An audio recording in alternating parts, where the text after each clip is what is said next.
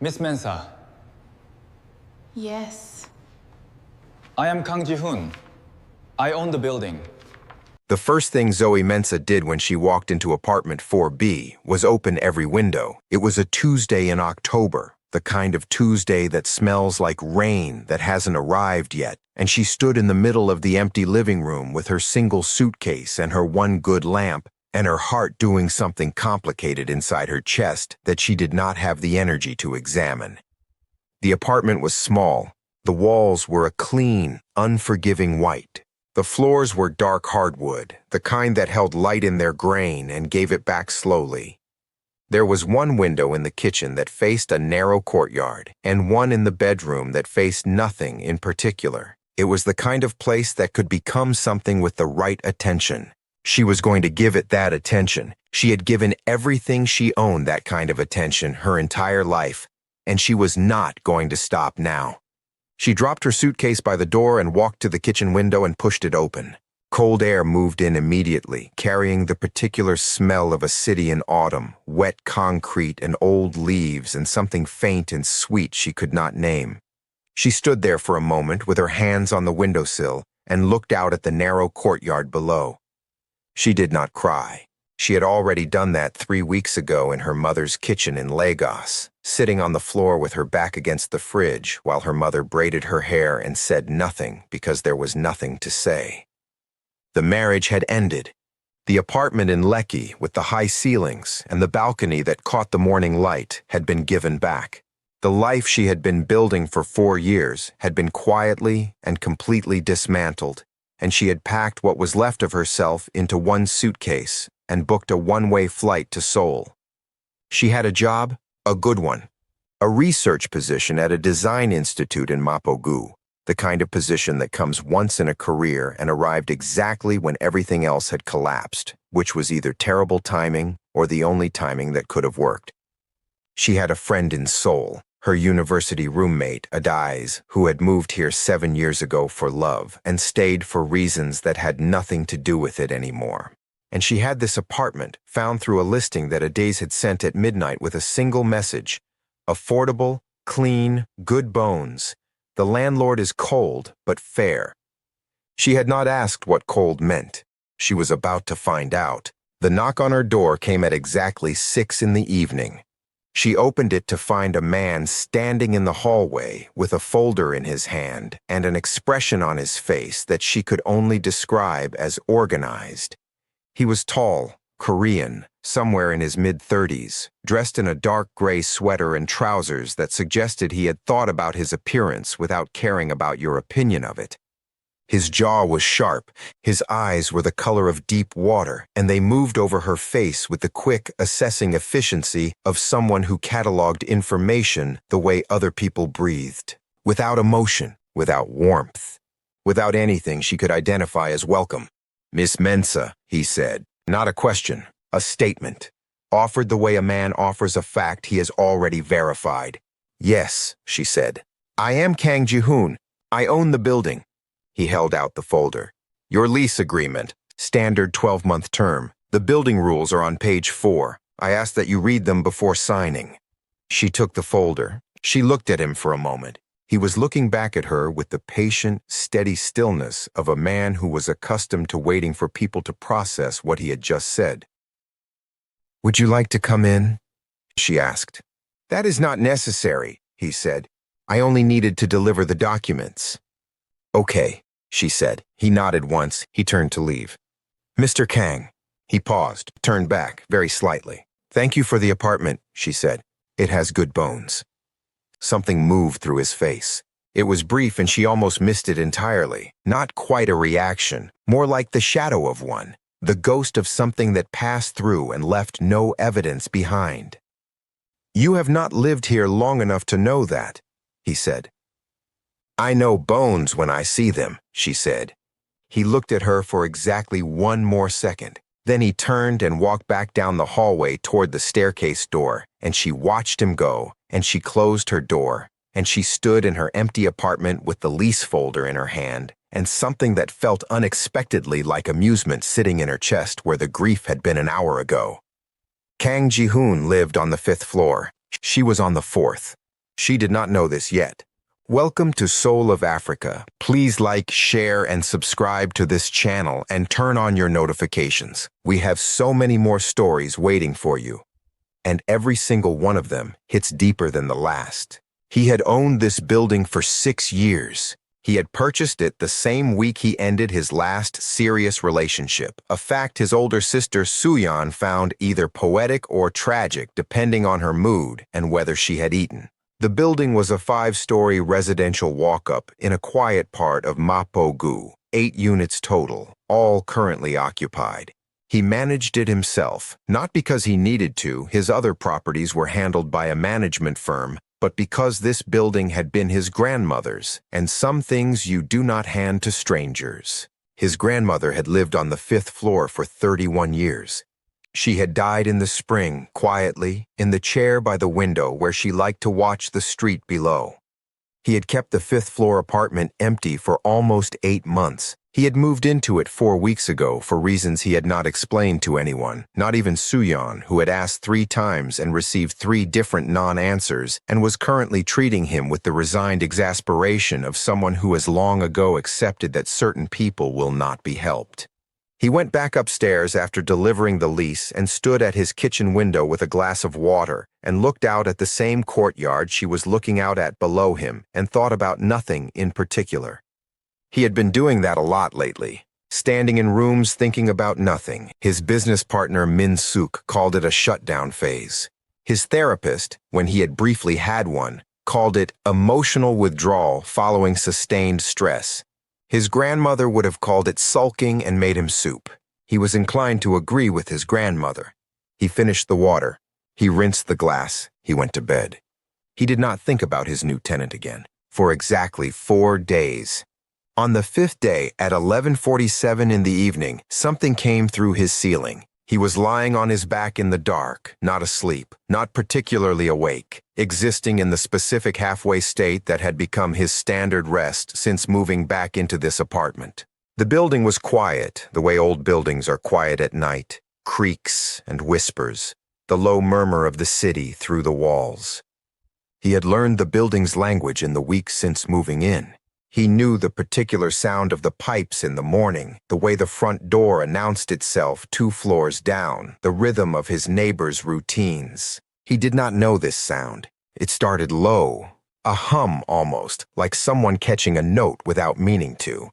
Then it built, slow and unhurried, into something fully formed, and he lay in the dark and listened to the woman 1 floor below him laugh. It was not a polite laugh. It was not the kind of laugh people produce for social situations, measured and appropriate. It was the real thing, uncontained, full-bodied, the kind that takes over a person entirely. It came through the ceiling in waves, and between the waves he could hear something else, her voice talking to someone, and then the laugh again, and then a sound that might have been her falling off something or onto something, and then more laughter, even louder, helpless with it. He lay in the dark and listened. He did not know what she was laughing at. He did not know who she was talking to. He knew nothing about this woman except that her name was Zoe Mensah, that she had come from Lagos, that she had 1 suitcase, and that she had looked at his building and said it had good bones with the complete confidence of someone who has trained their eye to see past surfaces. The laugh came again, longer this time, and something in his chest moved. Not toward anything, not away from anything. It simply moved. The way a thing moves when it has been still for a very long time and is reminded by something external that movement is possible. He lay there and felt it and did not name it and stared at the ceiling above him in the dark. She was still laughing. He closed his eyes. He did not sleep for a long time. In the morning, he was at his desk by 7, reviewing maintenance requests for his other properties, and he was very deliberate about not thinking about the ceiling. He was quite successful until 9:15, when he heard her door in the stairwell below him, and then her footsteps on the stairs going down, quick and light, and then the front door, and then nothing. He sat at his desk. His coffee went cold. She came home at 6:30 carrying grocery bags that were clearly too heavy, and he heard the effort of it in her footsteps on the stairs, the slight additional weight of each step. He did not go down to help. He was not that person, and she was not the kind of woman who needed someone to carry her groceries. That much he had already established in a single conversation. That evening, he heard her cooking, the particular percussion of it, drawers opening, something hitting a pan, the hiss of oil. Then music, low enough that he couldn't make out the song but present enough to know she was the kind of person who cooked with music on. Then faintly, her voice, singing along to something in a language he didn't recognize, off-key, in exactly the way that meant she was singing for herself and not for anyone else. He was at his desk with his laptop open, and he was not getting anything done. He got up and made dinner and ate it standing at his kitchen counter and told himself this was normal. A new tenant, a new set of sounds to learn. Every new tenant took adjustment. He had lived above other people his entire adult life, and he had never once stood at his counter cataloging their sounds like someone trying to learn a new language. He washed his plate. He went to bed. She laughed again at 11:53. He checked the time specifically and then felt foolish for having checked the time specifically and put his phone face down on the nightstand. The laugh rose through the ceiling, bright and unhurried and completely unaware of the effect it was having on the man directly above her, and he lay in the dark with his chest doing the thing it had been doing the night before, that quiet, impossible shifting, and he pressed his hand flat against his sternum like that would help. It did not help. On Saturday, a daisy came. Zoe heard them before she saw them. Adai's voice in the stairwell, loud and joyful and completely indifferent to the hour, and then a knock on her door that was more of a performance than a knock. She opened it and Adai's walked in immediately with a bottle of wine and a bag of chin-chin and the particular energy of a person who treats every reunion like a small homecoming. "Look at this place," Adai said, moving through the apartment with her arms spread, taking inventory. "Look at these floors. These walls, this window." She stopped at the kitchen window and looked out at the courtyard.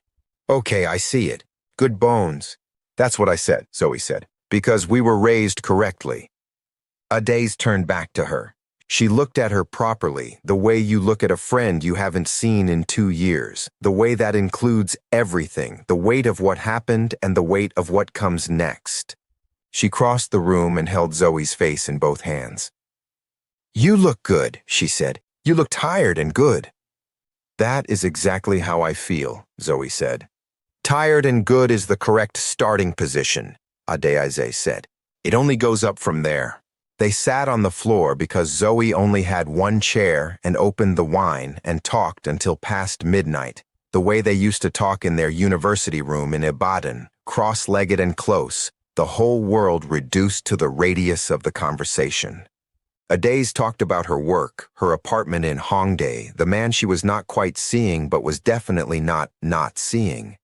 Zoe talked about the new job, the institute, the strange specific grief of ending something that you had tried very hard to save. At some point, Adai said something that made Zoe laugh so hard she had to put her wine down. It started as a response and then grew beyond her, and she covered her mouth with her hand, but it kept coming, the kind of laugh that moves through the whole body, and she ended up leaning sideways until her shoulder was against the floor and Adai was crying, laughing beside her, and they lay there on the hardwood floor of apartment 4B until the laughter ran its course and left them quiet and warm in its wake. "I have not done that in so long," Zoe said to the ceiling. "I know," Adai said. "It felt like breathing." "That's because it was." Above them on the 5th floor, Kang Jae-hoon sat up in the dark.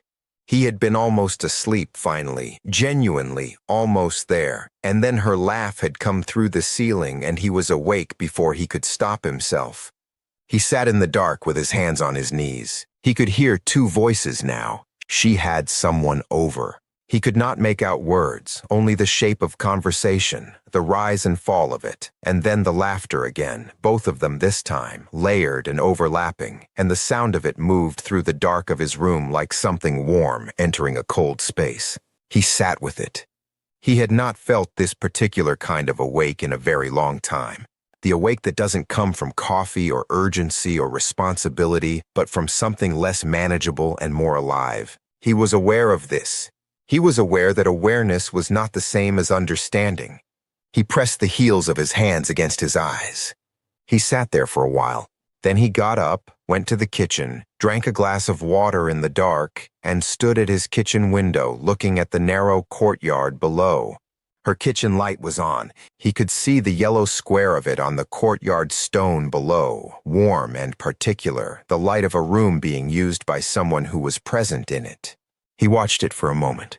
Then he went back to bed. He did not ask himself what he was doing. He was not ready for that question yet. The first time they spoke after the lease, it was a Monday, 3 weeks into her tenancy, and it happened because of a pipe. The pipe under her kitchen sink had been making a sound for 2 days. Not a bad sound exactly, more of a conversation with itself, a low muttering that came and went with the water pressure. She had mentioned it in a brief message to the building contact number, which was his number, which she did not know. He had read the message at 9 in the morning and had dispatched his maintenance man and then sat for an hour trying to understand why he had also decided to come himself. He told himself it was routine. He came in person for maintenance issues in this building. He always had. This was not different. He knocked on her door at 11. She opened it in a paint-stained, oversized shirt and trousers that she had clearly been working in, her hair wrapped in a bright orange fabric, and she was holding a thick book open against her hip with one hand, and she looked at him and then at the toolkit in his hand, and then back at him with an expression that was trying to be neutral and not quite making it. "Mr. Kang," she said. "Your pipe," he said. She opened the door wider and stepped back. He came in. The apartment was different than it had been 3 weeks ago. The walls were still white, but there were things on them now. A large piece of fabric printed in deep indigo and gold, a shelf with plants that were doing well, a drawing pinned above the desk that he looked at longer than he meant to. The single good lamp she had brought with her was in the corner, and it was on even in daylight, throwing a warm circle of yellow into the room. He went to the kitchen and crouched under the sink. The pipe was an easy fix, a loose joint that he tightened and then checked and tightened again. He was aware of her behind him, not close, giving him space, and he was aware of the smell of whatever she had been cooking earlier, something spiced and warm and specific. "It started 2 days ago," she said from behind him. "You should have reported it sooner." I wasn't certain it was a problem. It sounded more like it was thinking. He paused. He did not turn around. "The pipe." "Yes." "Pipes don't think," he said. "This one sounded like it was trying to decide something," she said. "Whether to hold or let go." He tightened the joint one final time and stood up and closed the cabinet. He turned to face her. She was leaning against the counter across the kitchen with her book still open against her hip, and she was looking at him with the same expression she had worn at the door, that composed, interested steadiness. The look of someone who notices things and files them away without requiring you to know. "It is fixed," he said. "Thank you," she said. "If it makes the sound again, report it immediately." "I will." He picked up his toolkit. He moved toward the door. He stopped. He had not planned to stop. He stopped anyway. "The drawing above your desk," he said. She looked at him, slightly caught by the change of direction. "What about it? Did you do it?" "Yes." He looked at it from where he stood. It was a building, rendered in fine, careful lines, not photographic, interpretive, the way an architect sees a building rather than the way a camera does. It showed something that was real and something that was more than real simultaneously. "Which building?" he asked. She was quiet for a moment. "The one I grew up in," she said. "In Ibadan. My grandfather built it. It came down 2 years ago." He looked at the drawing. He looked at her. "You drew the memory," he said. "I drew what I remember was there," she said. "Not the same thing." He held her gaze for a moment. Something in the space between them shifted, very slightly, almost imperceptibly, the way a room shifts when someone opens a window that has been closed for too long. He left without saying anything else. He stood in the stairwell outside her door for 10 seconds and breathed, and then went back upstairs. He sat at his desk for 40 minutes without opening his laptop. Soyeon called at 2 and he answered, and she talked for 20 minutes about their cousin's upcoming wedding, and he said the correct things at the correct moments, and she said before hanging up, "You sound like a man who is thinking about something else." "I'm always thinking about something else," he said. "Not like this," she said. "This is different." And she hung up before he could construct an argument. The weeks passed. The way weeks pass when you are paying more attention to someone else's rhythms than your own. Zoe Mensah settled into the building the way she had said she would, with attention and care. She met the elderly woman in apartment 2A, Mrs. Park, who grew things on her balcony and kept track of the building's gossip with the cheerful thoroughness of a journalist. And within 2 weeks, they had a standing arrangement where Zoe brought her extra cooking on Sundays and Mrs. Park gave her cuttings from her plants. She learned the building's sounds, the particular complaint of the third stair, the way the front door needed a firm push on rainy days when the wood swelled. She navigated these things with the quiet competence of someone who pays attention to the world she moves through. Jihoon knew all of this because Mrs. Park told him during their regular maintenance check, delivering the information with the casual cheerfulness of someone who considers herself exempt from discretion. "Your new tenant on 4, Mrs. Park said. "She has good hands. You can tell by the way she handles things." She paused. "You should talk to her more." "I speak to all my tenants when necessary," he said.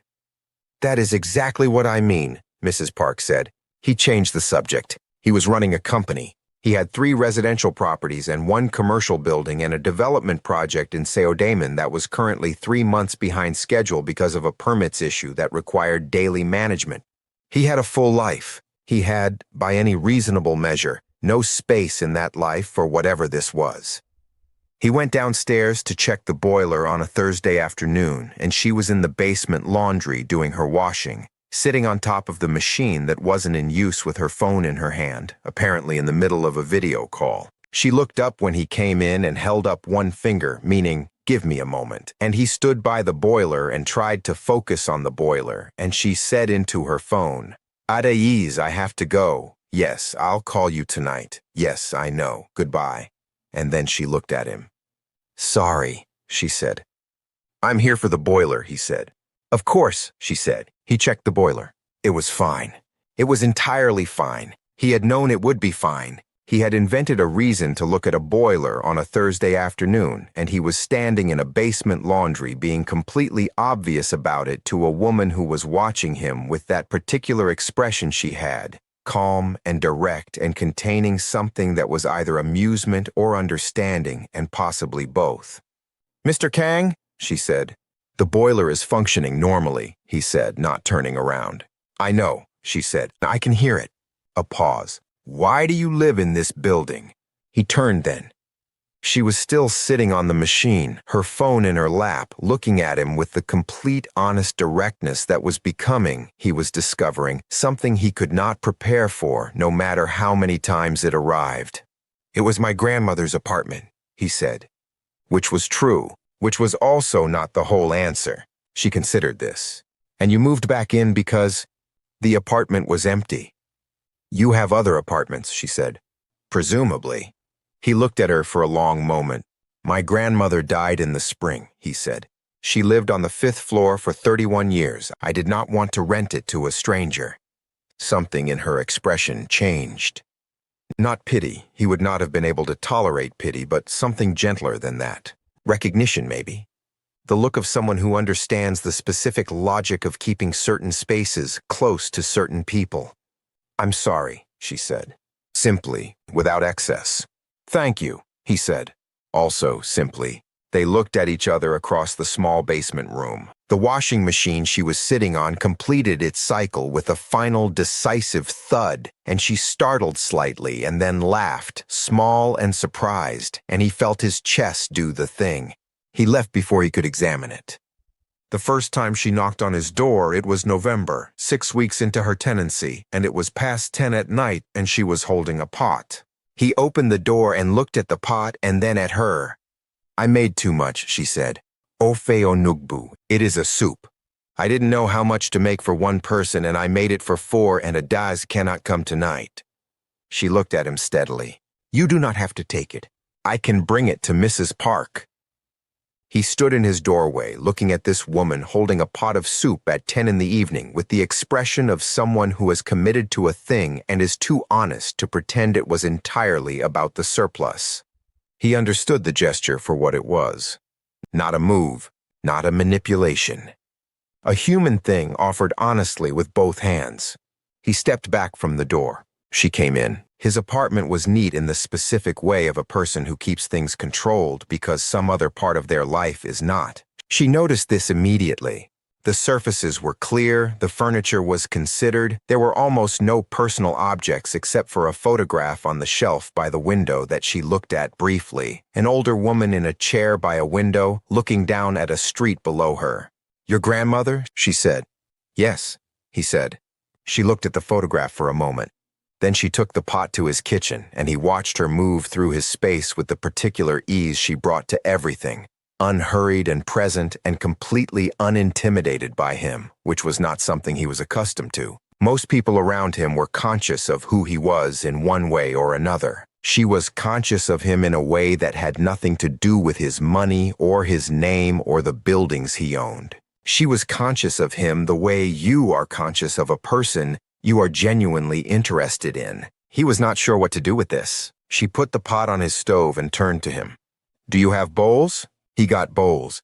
They sat at his kitchen table and ate the soup, which was deep and rich and complex in the way that food is complex when someone who knows what they are doing has made it with real attention. He ate it in silence for a moment, and she watched him with her chin on her hand. "Well," she said.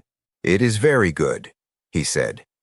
"That is the most restrained response I have ever received to that soup," she said. "What response did you expect?" "Something with feeling in it," she said. He looked at her. "It is extraordinary," he said, and he meant it entirely, and something in the way he said it made the word land differently than it usually did, because he was not only talking about the soup, and they both knew it, and he looked down at his bowl immediately. She said nothing, but she did not look away. They ate together in the particular silence that exists between two people who have moved past the need to fill every moment with words and have not yet decided what to do about what the silence contains. Outside, the November rain had started, the kind of rain that settles in for the night, soft and continuous, and it came through his kitchen window in a low hiss against the glass. At some point, she said, "Tell me about her. Your grandmother." He looked up. "You don't have to," she said. "No," he said, "I want to." And that surprised him almost as much as it surprised her. He talked about his grandmother for 40 minutes.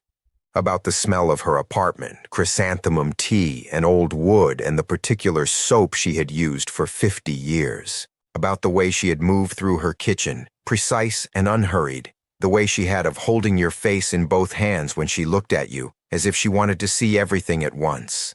About the chair by the window, and how she had sat in it every evening watching the street below the way other people watch television. He talked about her in a way he had not talked about her to anyone, not his sister, not his business partner, not the therapist he had briefly seen after her death and then stopped seeing because he did not know how to process grief on a schedule. Zoe listened the way she did everything, completely, without interrupting, her eyes on his face and her hands around her bowl of soup and the rain on the window behind her. When he finished, the room was quiet. She said, "She sounds like someone who understood that presence is the most important thing." "Yes," he said.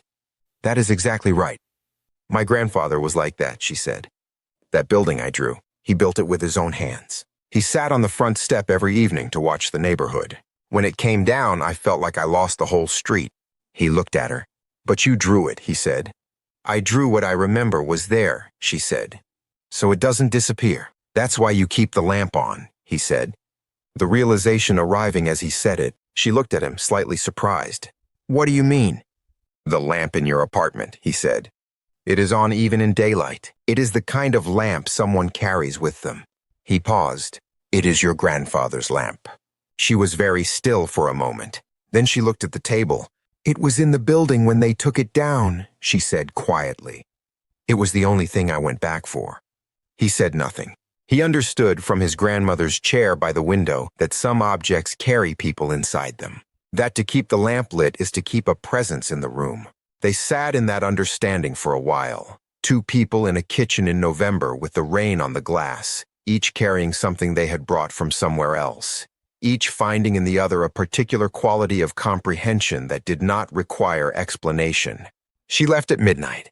He stood at his door after she was gone and pressed one hand flat against the doorframe and stood there for a long time. What he felt was not complicated. It was, in fact, the simplest thing he had felt in years. It was just that the simple things were often the most terrifying because they did not give you anywhere to hide. December arrived, and with it the particular cold of a Seoul winter, sharp and clarifying, the kind that empties the streets at night and makes the lit windows of buildings look like the most important things in the world. Zoe had settled into the city with the quiet purposefulness she brought to everything.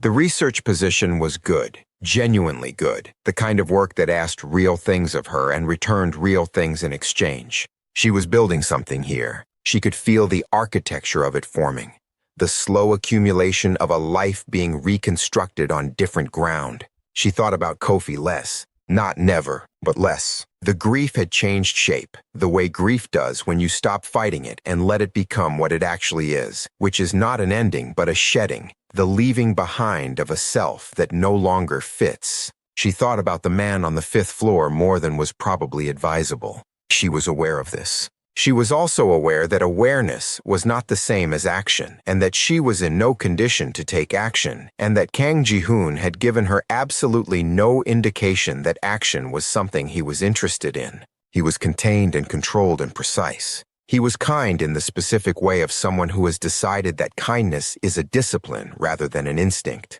He brought her a replacement window latch in December without her having to ask, because he had noticed the original was stiff, and he set it on her welcome mat in a small paper bag with a note that said, "Only 3rd window, living room," in his clean, careful handwriting. She held that note for longer than she should have. She talked to Adaiz about him once, carefully, testing the ground.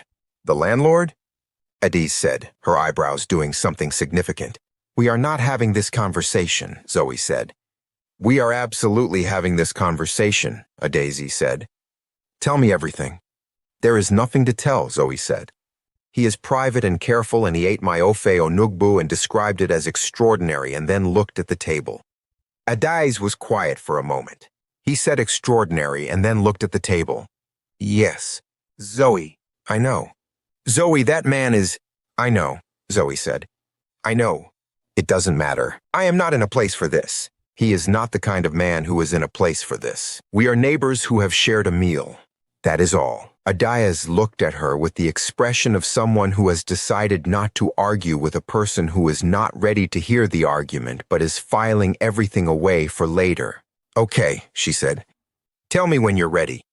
Zoe did not answer. Christmas came. Most of the building's tenants went home to family. The building emptied out in the way it emptied out every year, and Ji-hoon, who had always stayed because there was always work and because going home meant a level of emotional engagement he was not always equipped for at Christmas, sat in his grandmother's apartment in the quiet and worked through the backlog that accumulated whenever he let himself be busy with other things. He heard her on Christmas Eve. He did not hear laughter this time. He heard music early in the evening, something he didn't recognize played from a small speaker, something that moved like water. And then later, nothing. The building was still.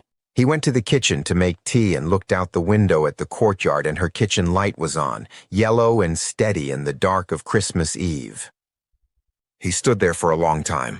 Then he did something he had not planned to do. He went to his kitchen and made 2 cups of tea and put them on a tray and went downstairs and knocked on her door. She opened it in the soft light of her lamp, wearing something oversized and warm, and she looked at him and at the tray, and something in her expression went very still and then very soft. "Merry Christmas," he said, and then felt immediately self-conscious about this, about the tray, about all of it, and almost turned around. "Come in," she said. He came in. They sat on her floor because she only had one chair and the floor was warmer, and they drank the tea, and outside the city was quiet in the particular way a city is quiet when everyone has gone somewhere else, and her lamp made its circle of yellow on the wall, and she told him about Christmas in Ibadan, the sound of the neighborhood at night, her mother's cooking, the particular way her father laughed at his own jokes before anyone else had the chance. And he told her about his grandmother at Christmas, the ceremony of the meal, the way she had always set the table as if the occasion deserved to be met fully. At some point, without either of them marking the moment, she had shifted until her shoulder was against his arm. He did not move. He was aware of the contact with the complete focused attention of a man who has been carefully not touching something for a long time. Her shoulder against his arm. The warmth of it, the realness of it. Something in his chest that had been compressed for months, years, longer maybe, was pressing against its containment with a quiet and insistent force. She said, "What happened to you?" Softly, not intrusively. The question that people ask when they have been paying attention and have earned the right. He was quiet for a moment. Then he said, "I learned over time to be very good at managing things. My business, my relationships, my grief. I became so efficient at managing things that I forgot how to simply be inside them." He paused. "My grandmother was the last person in my life who could make me stop moving long enough to exist in a moment." He looked at the lamp. When she died, the moments started going by very fast. Zoe was quiet. Then she said, "That is the loneliest thing I have ever heard." "Yes," he said. She turned to look at him. He turned to look at her. They were close. The way you are close when you have been sitting together on a floor for 2 hours with your shoulder against someone's arm, and her face was a serious and beautiful thing in the lamplight, and she was looking at him with the complete, honest openness she brought to everything, and something in him that had been calculating the risk of this for months simply stopped calculating. "Zoe," he said. "I know," she said. "I know. I don't do this," he said.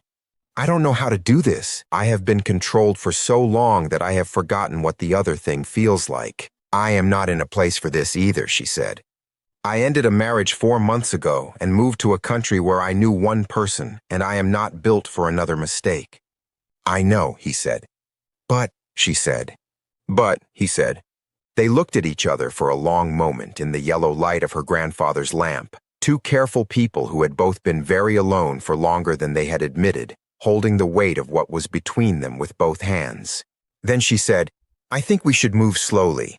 "Yes," he said, and meant it completely, and also felt the word enter him like warmth enters a cold room, which is all at once, which is without hesitation. He went back upstairs at 2 in the morning and sat in his grandmother's chair by the window. Outside, the city was still. His chest was not still at all. It was doing something loud and awake and entirely outside the realm of management, and he sat with it the way his grandmother would have told him to sit with things he did not understand, without trying to resolve them, without trying to file them away, just present with them, open to them, letting them be what they were. He pressed his hand against his chest and felt his own heartbeat, steady and quick and surprisingly alive. Below him, in apartment 4B, Zoe Mensah turned off her lamp and lay in the dark and smiled at the ceiling and felt, for the first time in longer than she could name, like the ground beneath her was solid.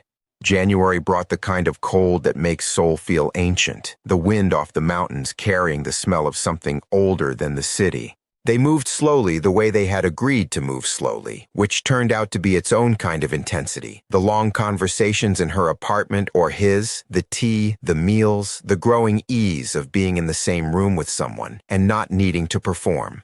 He brought her things, not grand things, a small plant for her shelf because he had noticed the cuttings from Mrs. Park were doing well and thought she would like to try this variety, a book in Korean that he translated passages from over dinner because she was learning the language and found text easier than conversation. She brought him back into his own apartment, which was the stranger gift, the more significant one. She noticed that he ate standing at his counter most evenings, and she began to sit at his kitchen table when she came over, which made him sit at his kitchen table, which was such a small change and registered in him with such disproportionate force that the first time it happened, he had to turn to the sink and pretend to wash something. Soo-yeon came in January for a visit and met Zoe on the stairs and came upstairs with the expression of someone who has just understood something they have been trying to understand for months. "The fourth floor," she said to her brother without preamble. "Soo-yeon," he said. "She is extraordinary," Soo-yeon said. "I know," he said. His sister looked at him for a long moment. Then she sat down on his couch and folded her hands in her lap. "When she laughs," she said, "I could hear it from the stairwell." He said nothing. "Is that what it is?" Soo-yeon said. "What?" "The reason you moved back into Halmoni's apartment. The reason you stopped making plans to leave Seoul." She tilted her head. "You told me in September you were thinking about relocating to Busan for the development project. You never mentioned it again." He looked at his sister. "I didn't relocate because of the permits issue," he said. "The permits issue was resolved in October," she said. He had no answer for that. Soo-yeon looked at him with the specific expression of an older sister who has been watching her younger brother protect himself from feeling things for the better part of a decade and has run out of patience for it. "She moved the lamp," she said. "What?" "The lamp in her apartment. When I walked past her open door, I noticed it. She moved it from the corner to the table. It is the kind of lamp someone moves when they start to feel safe." She paused. "I'm just telling you what I saw." He sat with that for a long time after Soo-yeon left. The lamp had moved. He went downstairs that evening. She opened the door, and he stood in her doorway and said, without preamble, because he was done with management, because his grandmother's chair had taught him something about stillness, and his grandmother's lamp had taught him something about light, "I need to tell you something." She held the door open. He came in. The lamp was on the table. He looked at it. Then he looked at her. "I did not stay in Seoul because of the permits," he said. She looked at him steadily. "I stayed because of a sound," he said. "On the 5th night of your tenancy. You laughed at 11:47 in the evening and it came through my ceiling and something in my chest moved that I had no category for." He paused. "I have been trying to find a category for it since October." She was very quiet. The lamp threw its warm circle on the table between them. "Kang Ji-hoon," she said very softly. "I know the timing is not ideal," he said. "I know you are still finding your footing. I am not asking you for anything. I only wanted to tell you that you are the reason I stopped making plans to leave, and you should know that because you deserve to know the weight you carry in a room without being aware of it." She looked at him for a long time. Then she crossed the room and she stood in front of him and she put her hand against his chest, flat and warm, and she felt his heartbeat under her palm, fast and present and completely honest. "It moved for me too," she said quietly. "That night on Christmas Eve when you knocked on my door with the tea, something in here moved." She pressed her hand slightly firmer. "I just did not know if you felt it." He covered her hand with his. He stood there with her hand against his chest and his hand over hers. And outside, the January wind moved through the courtyard below the window, and the lamp was warm on the table, and the ceiling above them was quiet because he was here, finally here, on the correct floor. "I felt it," he said. She tilted her head back to look at him. He looked at her. The woman who had walked into his building with one suitcase and one lamp and the confidence of someone who understood good bones. The woman who had laughed through his ceiling on a Tuesday in October and woken something in him he had not known was sleeping. The woman who had fed him soup and listened to him talk about his grandmother and moved her lamp to the table when she started to feel safe and had stood in his stairwell the whole time being the exact and specific reason he was still here. He brought his free hand up and held her face the way his grandmother used to hold his face. The way that says, "I want to see all of you at once." And she let him, and the lamp was on, and the courtyard was still, and every plan he had ever made to be somewhere else dissolved completely and without regret. He kissed her once, slowly, with all the care of someone who understands that some things deserve to be entered with full attention. She kissed him back with the quiet certainty of a woman who has done the work of becoming certain of herself and knows what she wants when she finds it. When they parted, she was still pressing her hand against his chest. "Still moving?" she said. "It has not stopped," he said. "Since October." She smiled. and it came through his chest the same way it had come through the ceiling on the 5th night of her tenancy, warm and unhurried and completely alive, and it moved in him the same way it had always moved, like something that had been still for a very long time, remembering what movement felt like. Above them, the 5th floor was quiet.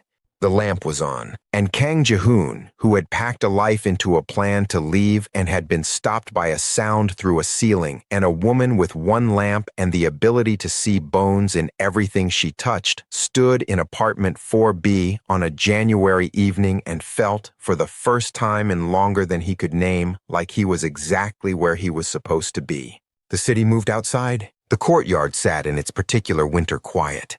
And somewhere in the building, Mrs. Park was almost certainly awake and very much aware of exactly what was happening, and she was going to tell everybody, and neither of them was going to mind. Please like, share, and subscribe to this channel and turn on your notifications.